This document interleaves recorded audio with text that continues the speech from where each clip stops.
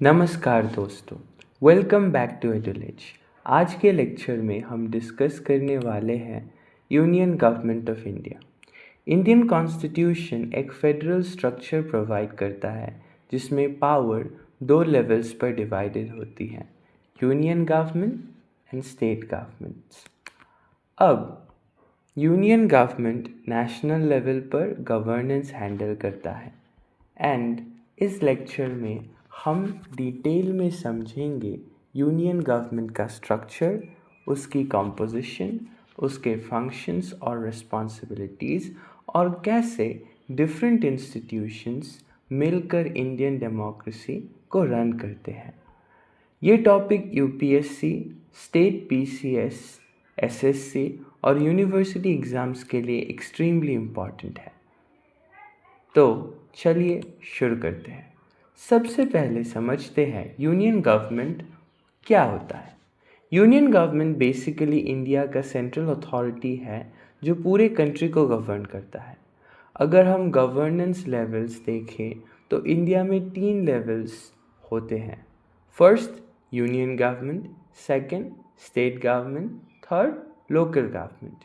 Union government के पास national level issues का control होता है, जैसे कि defence, foreign policy, currency, national economic policies etcetera. Union government ensure करता है कि पूरे कंट्री में गवर्नेंस स्मूथली चले और नेशनल इंटरेस्ट प्रोटेक्टेड रहे।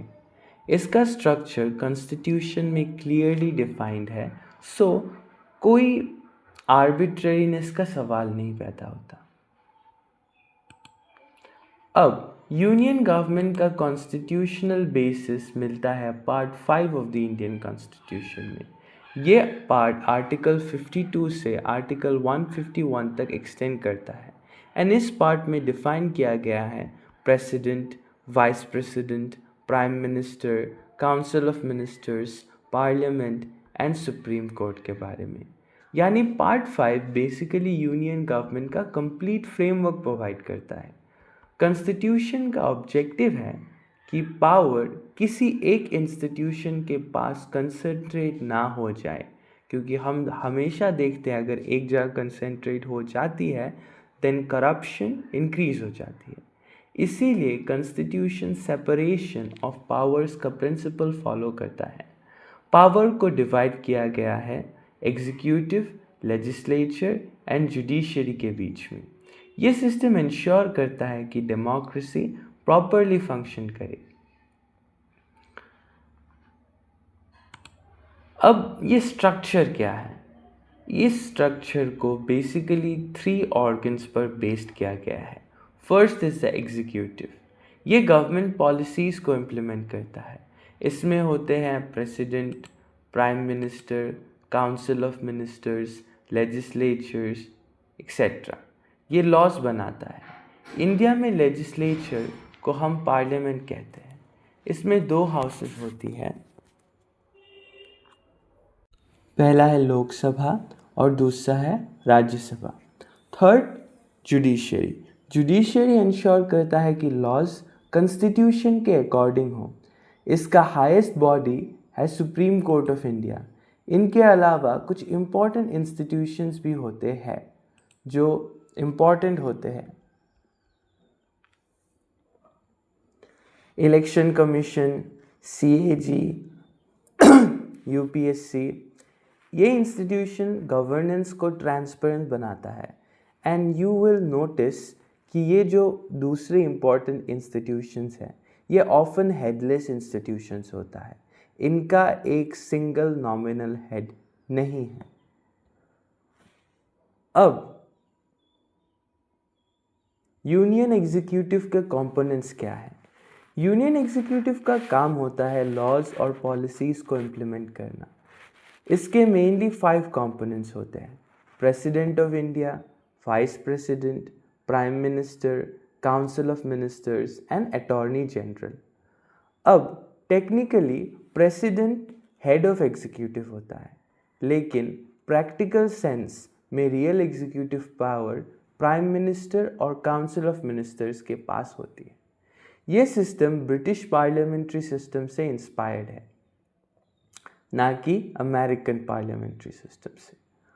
अब जानते हैं प्रेसिडेंट ऑफ इंडिया के बारे में। इसे हम हेड ऑफ स्टेट भी कहते हैं। प्रेसिडेंट का रोल लार्जली सेरेमोनियल और कॉन्स्टिट्यूशनल होता है।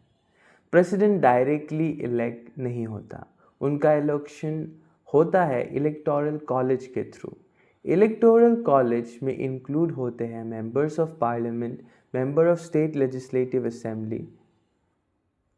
प्रेसिडेंट अपने powers usually council of ministers की एडवाइस पर ही एक्सरसाइज करता है, इन दिस केस करती है।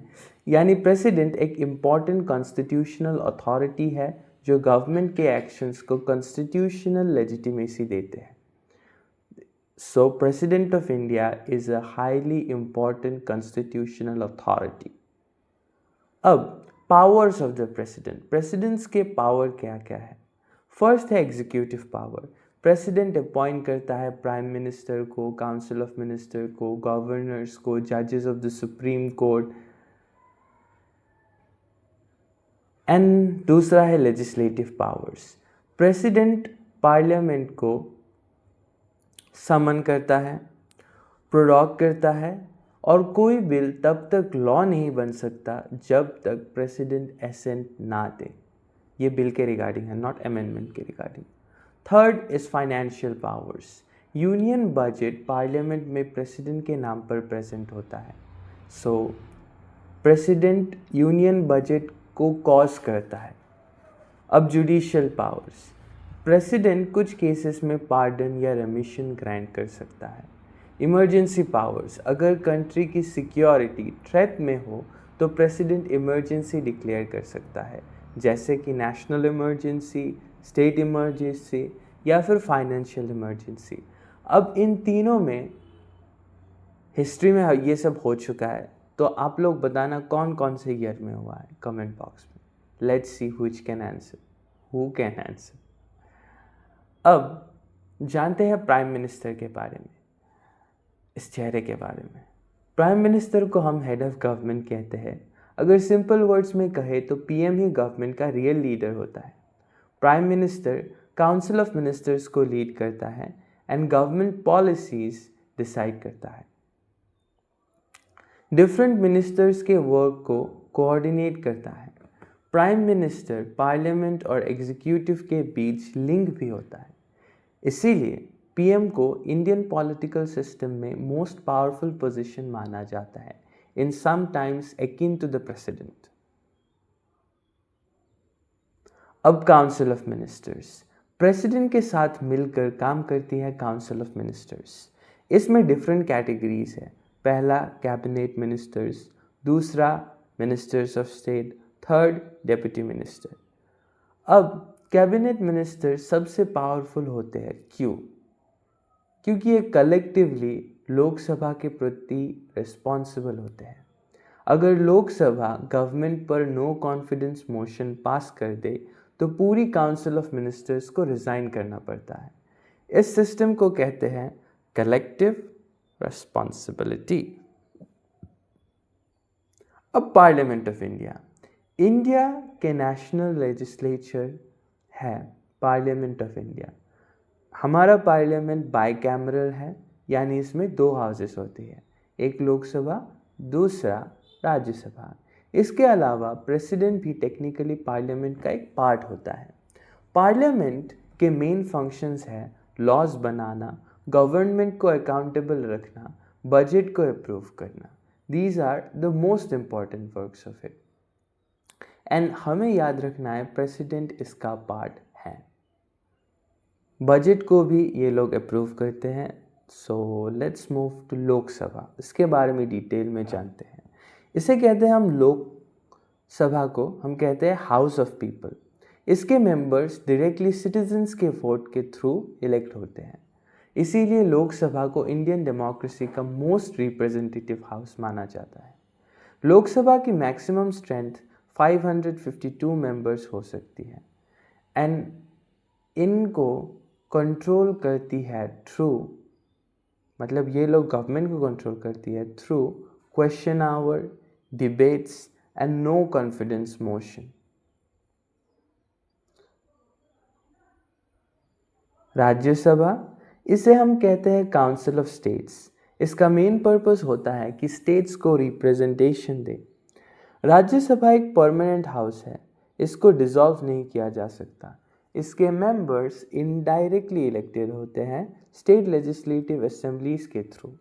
राज्यसभा फेडरल स्ट्रक्चर को स्ट्रेंथन करता है and we need to know that this is not much powerful when compare to Lok Sabha. Lok Sabha ज़्यादा पावरफुल है। अब हम देखते हैं कि इंडिया में लॉ कैसे बनता है। लॉ मेकिंग प्रोसेस में फर्स्ट स्टेज है बिल इंट्रोड्यूस होता है पार्लियामेंट, सेकेंड स्टेज में डिस्कशन और डिबेट होता है, थर्ड स्टेप में मेंबर्स वोट करते हैं एंड फोर्थ स्टेप में प्रेसिडेंट के पास बिल भेजा जाता है। मैंने पहले भी बताया था without president's assent it can be a bill. वो एक बार फिटो कर सकते हैं लेकिन दूसरी बार नहीं। प्रेसिडेंट एक एसेंट देता है तो वो लॉ बन जाता है। अब इंडियन जुडिशरी का हाईएस्ट बॉडी है supreme court of India. Supreme court को कहते हैं हम गार्जियन ऑफ कॉन्स्टिट्यूशन।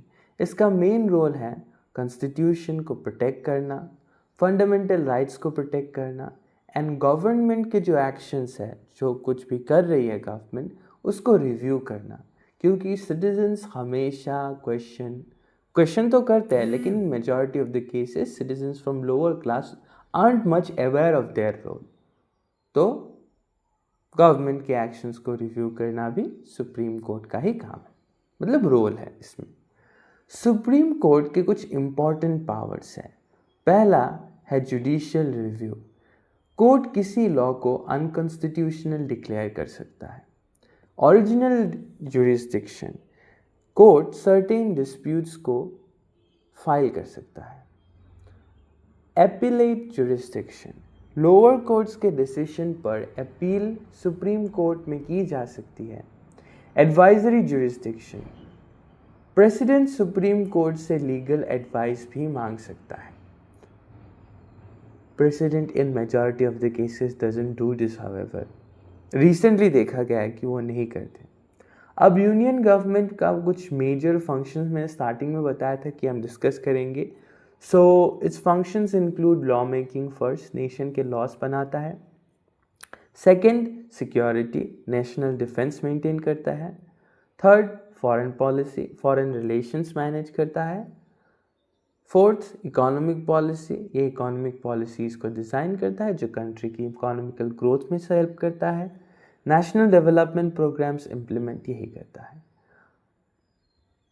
अब जानते हैं about the responsibilities of union government. With great power comes great responsibilities. एक बहुत ही फेमस मूवी का डायलॉग है, अब बताना कौन सा है। यूनियन गवर्नमेंट के रिस्पॉन्सिबिलिटीज़ बहुत वाइड होती है। इसमें इंक्लूडेड है नेशनल सॉवरेनिटी प्रोटेक्ट करना, इकोनॉमिक डेवलपमेंट प्रमोट करना, वेलफेयर पॉलिसीज़ इम्प्लीमेंट करना, डेमोक्रेसी और कॉन्स्टिट्यूशनल वैल्यूज़ को प्रोटेक्ट करना। अब जानते हैं कुछ एग्जाम पर्सपेक्टिव्स के through important question. First, explain the structure of union government in India, जो पहले मैंने दिखा दिया आप लोगों को। Discuss the power and functions of prime minister. Third, explain the law making process in parliament and fourth, discuss the role of supreme court in protecting the Indian constitution. इन questions में आपको स्ट्रक्चर्ड आंसर लिखना होता है and कैसे structured answer लिखना है ये मैं आप लोगों को बता चुका हूँ। लेकिन आंसर राइटिंग एक आर्ट है जिसको आप एक दिन में मास्टर नहीं कर सकते।